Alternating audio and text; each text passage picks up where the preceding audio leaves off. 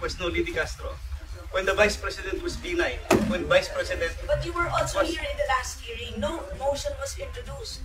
Yun na nga, kasi question na kaagad eh. Walang man lang... You can read the records. He did not introduce it. Nag-motion siya ngayon. But it's... Ngayon po, kung ang tinatanong ko ngayon, are we discarding the tradition? And is this committee authorized to discard a well-kept tradition? So kaya nga, then why are we intending to ask questions na naman at pinatawag nyo na naman kung sino-sino dito?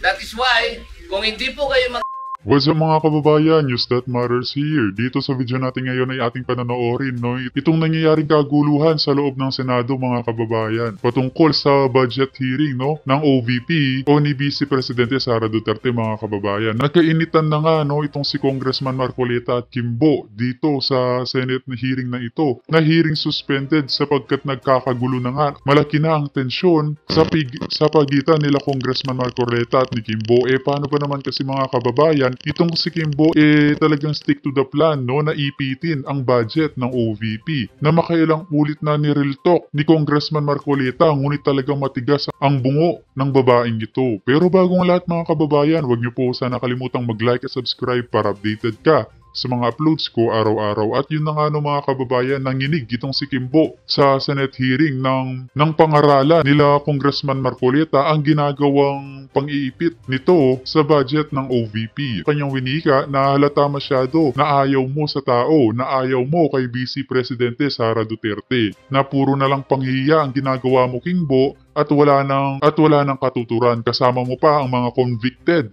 na sina Franz Castro, Raul Manuel at iba pa. Hay nako, dapat sa mga taong to ibasura mga kababayan. Kung kaya naman hindi ko na patatagalin pa, heto na ang buong video. Ba't ang nangyari? A barrage of questions. That's why I'm asking. Bakit natin ginawa yun earlier? Are we not already respecting a tradition well kept by this house? Respect tradition. Hindi nga, pinagtatanong nyo siya. Meron pang pratinela, whatever. That is disrespect to the office of the President, Vice President. So ano ang pinagtatanong nyo sa kanya? This question never happened before. That is the one I'm explaining to you. It did not happen before. Now, ang tanong ko po, ba't nangyari po nung nakaraan, nangyayari na naman ngayon? We are talking of the office, not the person. No motion was introduced. You may not like the person. You may not like her. Narinig niyo mga kababayan, you may not like the person ang tinutukoy si VP Sara. Kimbo, magkano binayad sa iyo? Bakit iniipit mo ang budget ng OVP? Kawawa naman, Diyos ko po. Pati ang taong bayan nakikita na ang kabulukan mo na tila'y binayaran ka upang pahiyain ang OVP budget ni Vice Presidente Sara Duterte. Si Kong Marcoleta na yan mga kababayan ang nagsasalita, ang nakikiusap. Grabe talaga. Presence here, but you have to respect the office of the Vice President. That is all.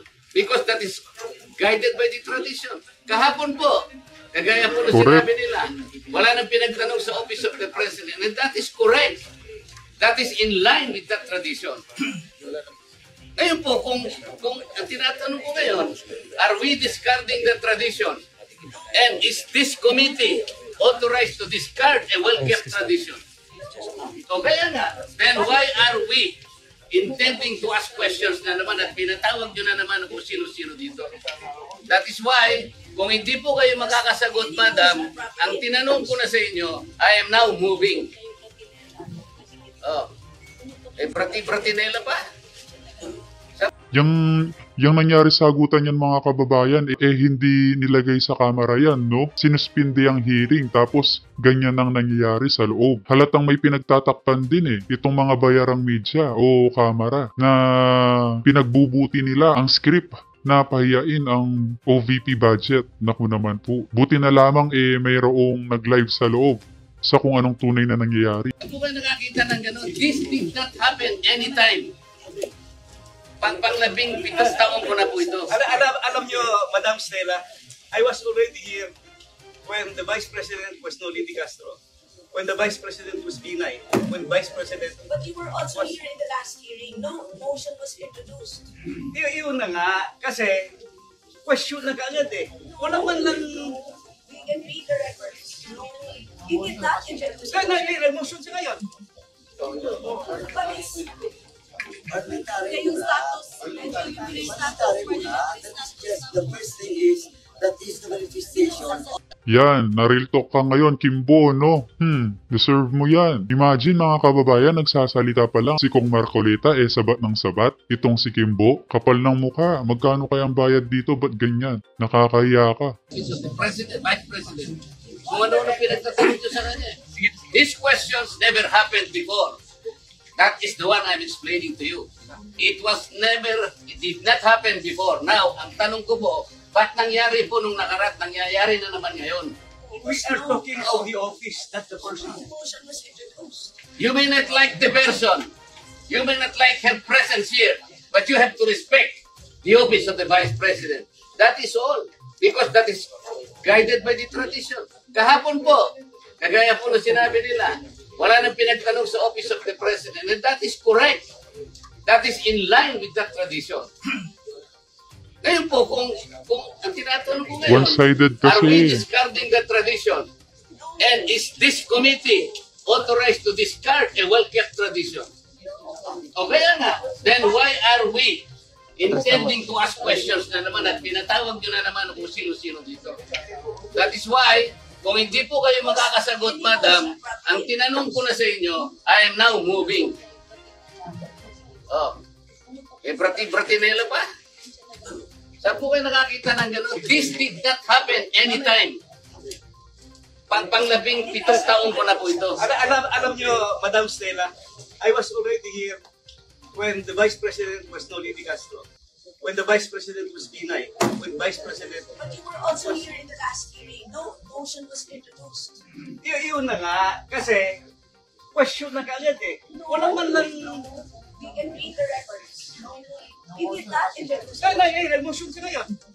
But it's, Kapal nitong Kimbo, no mga kababayan, stay to the script talaga ang kanyang ginagawa. Kasama itong mga sina Franz Castro, Raul Manuel at iba pa. Hay nako. The question is addressed to the chair. Why will the members answer that? we don't have the speak. Why the chairman only speak? Di ba may pwede salita? We are also member just the same. Kanya alam mo yun. Alam mo yun. Can the vice chair cannot answer the query if he has the answer? Pwede. Ang pinag-uusapan natin, ang chairman ang sasagot. No. Not only the Ano chairman. naman magsasalita ng ganito? Eh, bakit? Kaya nagsalita na nga eh. Kaya na ako tumagol. Hindi pwede yun. Hindi pwede magsalita yung iba. Hindi pwede yung chairman lang. Di ba? Di ba? Pwede ba yung dahil? Saan parliamentary procedure in the House that the members cannot speak? Pwede. Di ba?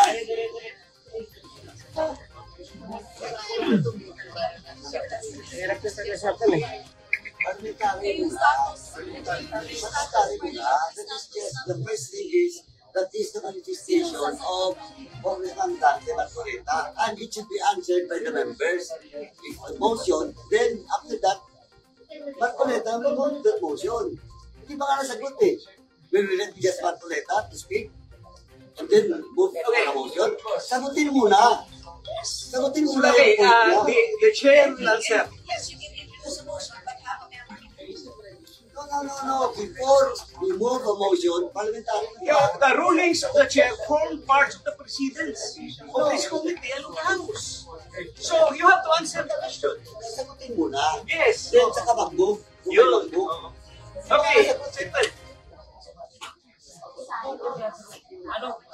Yes. Rulings of the chair Nanginig si form Kimbo dyan mga kababayan. of the rules because it will set a precedent. So if we will set a precedent now that we are discarding traditional parliamentary courtesy, now goodbye parliamentary courtesy. Wala na tayong parliamentary courtesy. Next hearings.